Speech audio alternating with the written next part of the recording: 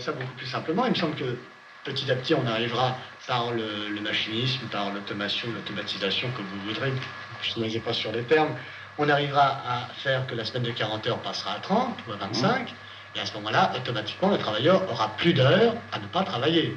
Oui, mais c'est un problème grave. C'est pas ça. Vous êtes un exemple des freins qui existent contre les loisirs, en disant petit à petit, on arrivera à 30 heures. Vous savez qu'actuellement, on pourrait déjà arriver à la...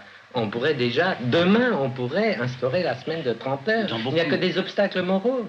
Dans beaucoup d'industries, on a dépassé les structures de lutte contre la rareté. C'est tout ce qui caractérisait le 18e et 19e siècle, c'est-à-dire le fait que si on ne travaillait pas, on crevait, quoi. Hein. On a tout à fait dépassé dans beaucoup d'industries, mais on fait comme si on ne l'avait pas dépassé. C'est très important de savoir qu'en fait, effectivement, beaucoup d'industries pourraient travailler 30 heures par semaine, par exemple, mais ne le font pas. Les freins en question dont vous parliez, tout simplement, c'est que le patron n'a pas intérêt. C'est pas le patron. Mais non, absolument pas. C'est les gens, les Français moyens, vous comme moi. Vous voyez comme vous êtes réticent vous-même. Vous ne prenez pas tout à fait au sérieux. Je ne suis pas réticent du tout. Je souhaite qu'on travaille le moins possible et qu'on se repose le plus possible. C'est un souhait. Tout le monde en est là. Oui. Tout le monde en est là. Que faudrait-il faire pour que ce souhait se réalise? Que faudrait-il faire? Vous voyez, ce conditionnel déjà. Alors que faut-il faire? Ça me choque. Qu'est-ce qu'on fait? Non. Comment se fait-il qu'on ne le fasse pas?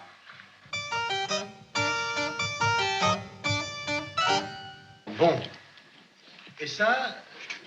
Enfin, écoutez, c'est quand même une votre chose. bon et ça signifie que vous n'y croyez pas. Si, mais c'est vrai. Je l'imagine. C'est vrai, mon petit père, parce que regardez par la fenêtre, regardez les gens qui travaillent, ce qu'on appelle les gens qui travaillent.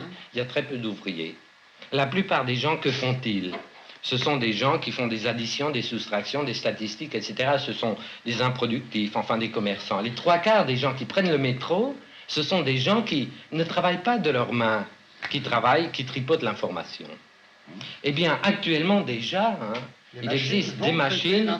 Bon, les machines sont actuellement tellement mal utilisées que c'est comme si elles n'existaient pas.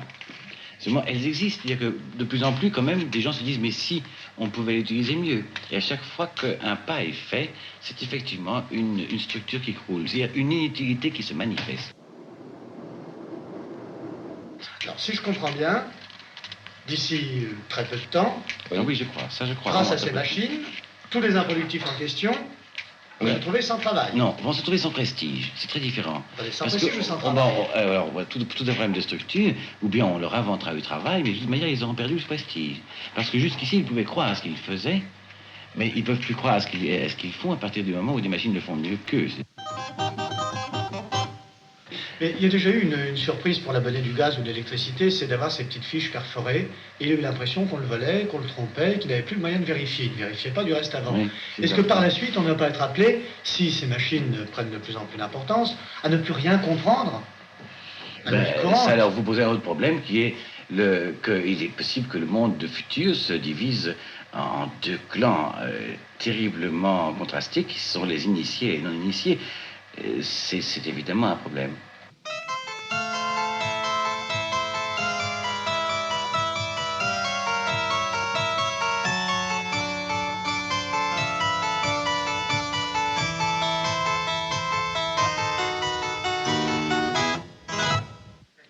À votre avis, est-ce que tout cela n'est pas lié aux politiques et à l'économique? C'est pas lié parce que nous sommes encore dans des structures très caractéristiques d'économie de pauvreté, d'économie de rareté, d'économie dans laquelle... Comment en sortira-t-on de ces structures? Je crois que ça classera tôt ou tard, quoi. Bien sûr, nous avons un frein énorme qui est le tiers-monde. Hein. Il est évident qu'il est inimaginable à l'heure actuelle de penser à s'acheter un 3e ou 4e réfrigérateur si nous savons que toute une population est en train de crever de faim. Bon, mais nous savons aussi que les moyens biochimiques nous permettent, si on voulait, de nourrir toute la population du globe sans tellement de difficultés. Donc, c'est pas un problème technique, c'est bien un problème de conscience. Si vous voulez, la technique maintenant permet à l'homme d'être libre. Pourquoi ne veut-il pas être libre? Alors ça, je peux pas vous répondre, j'en sais rien à vrai dire.